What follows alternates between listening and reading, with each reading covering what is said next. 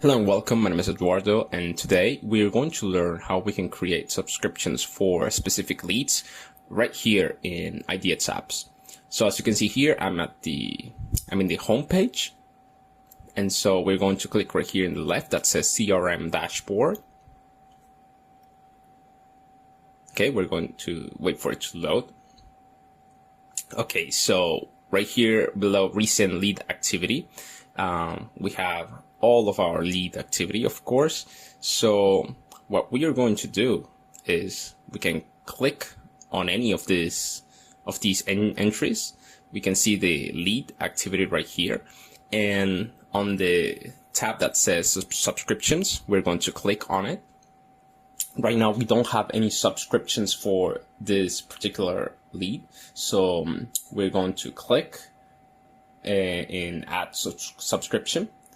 And right here, we can select a market for our subscriptions. I'm going to select Cancun. And right here, we can select the report types for this market. So we can select either listing report, open house reports, or market reports. So I'm going to show you that after we create it, we will see that in iHomefinder, in the lead details, in the subscriptions tab right here, we will see the new subscriptions that we created for this lead. So I'm going to click on it. And right here in IDXApps, we can see the subscriptions. We can see open home report and the listing report. So if I come back and I refresh the page in iHomefinder, we will see that in the subscriptions tab, we can see the new market subscriptions for this particular lead.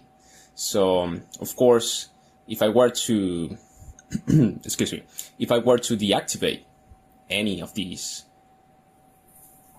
okay, let's just say this one, and I come back here and refresh it, we will see the changes in our IDXApps, of course. Okay, so as you can see, we have the open home report, which is active, and the listing report inactive.